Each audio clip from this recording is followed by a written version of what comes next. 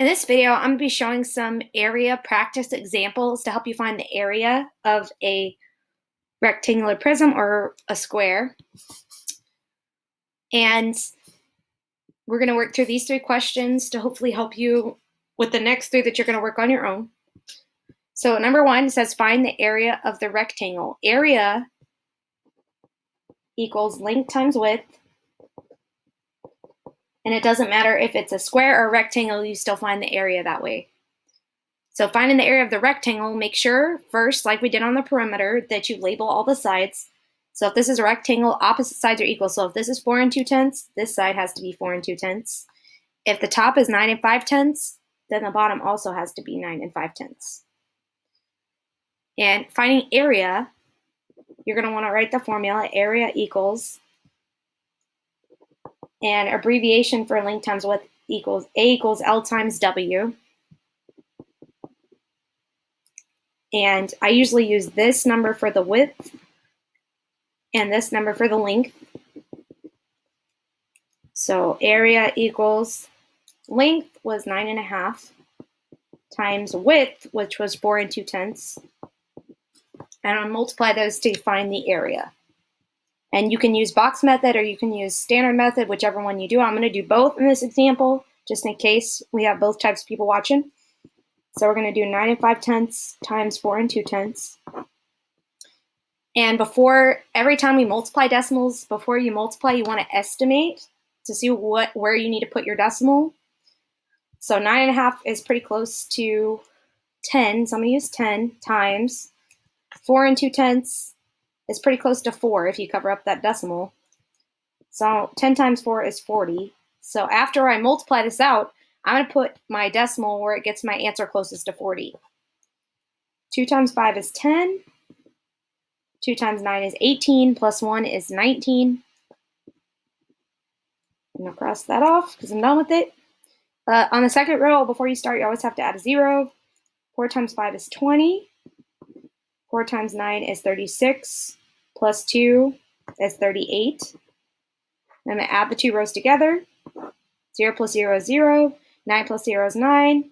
1 plus 8 is 9. And 0 plus 3 is 3. And 3,990 is nowhere close to 40. But if I want to make it closest to 40, if I put my decimal here, that's 399. That's not close to 40. If I put my decimal here, 39 and 90 hundredths, that's very close to 40, like 10 cents away. So that's where the decimal needs to go. Box method, if you do it that way, we got 95 and 42, ignoring the decimal. And you still had to do the estimation step if you're doing box method. It doesn't matter if you're doing standard or box, you still need to estimate first. I could have also estimated 9 times 4, just take away the decimals, which equals 36, as a different way to estimate. 4 times 9 is 36, and there's two zeros, 1, 2. 2 times 9 is 18, and there's only 1 0 between those two numbers. 4 times 5 is 20, and there's only 1 0 between those two numbers. So I'm putting 1 0 behind the 20. And then 2 times 5 is 10. I'm going to line up my numbers to add them together. 6 plus 2 plus 1 is 9. 3 plus 0 is 3. And again, I want my answer closest to my estimation, which was 36. And I would have to put the decimal here to make it closest to 36. So area equals 39 and 90 hundredths square inches. Area has that 2 at the top because we have 2 dimensions, width and length. That's why there's a little 2 on the side. Problem 2, find the area of a square with a width of 5 6/10 centimeters. There's no picture in this question, so that's the first thing you need to do. Draw a picture of a square. Squares all sides equal. So it has a width of 5 6/10 centimeters, and it's a square, so all sides have to be equal or the same. Go ahead and label that. Area, and we're finding area. And area equals length times width. My length is 5 6/10 times my width is also 5 6/10. So to figure out the area, I got to multiply those two numbers. And I'm going to do standard first, estimation before you actually multiply. So I'm just going to turn these both into a 5, just take away the decimal. 5 times 5 is 25. So wherever I put my decimal, it needs to get me closest to the number 25 to make sense. 6 times 6 is 36. 6 times 5 is 30, plus 3 is 33. On the second row, I need a 0 to start. 5 times 6 is 30. 5 times 5 is 25, plus 3 is 28. I'm going to add my two rows together. 6 plus 0 is 6. 3 plus 0 is 3. 3 plus 8 is 11. And 1 plus 2 is 3. 3,136 is not close to my answer at all. My estimation of 25. So I need to put the decimal where it gets me closest to 25. If I put it here, 313 6/10 is not close to 25.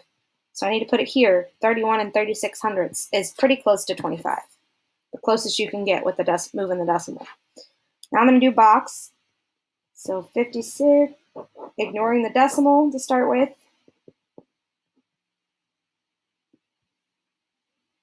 5 times 5 is 25, and there's two zeros, 1, 2.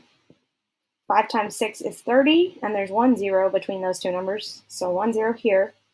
6 times 5 is 30, and also 1 0 between those two numbers. 6 times 6 is 36. So I'm going to add those together.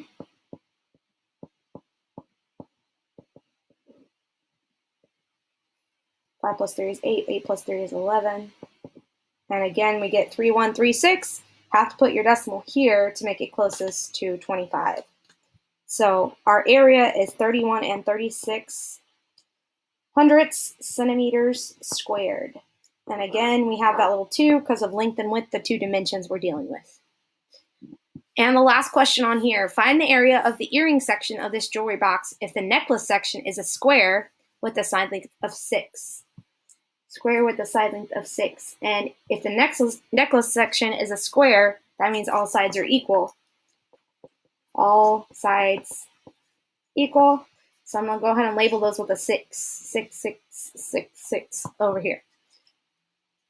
Since it's a square, all those sides have to be the same length. The ring section is also a square. So this section right here, rings, is a square. But this one has a side length of 2. So if it's a square with a side length of 2, that means all the sides have to be a 2. But we want to know the area of the earring section. That's what the question is asking. So we need to know the area of this section. And area equals length times width.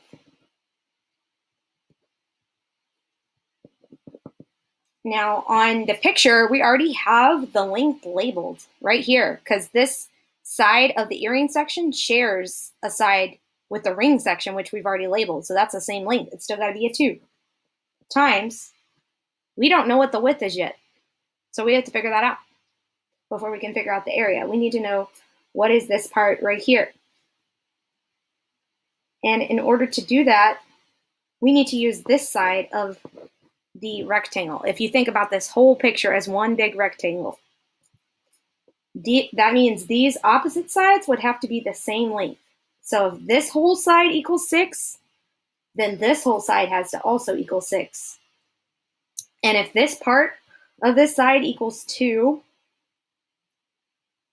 what number plus 2 would equal a total of 6? Well, that would be the number 4. So that means 4 plus 2 equals the whole side of 6. So our width is 4. And 2 times 4 gives us an area of 8 square inches for the earring section.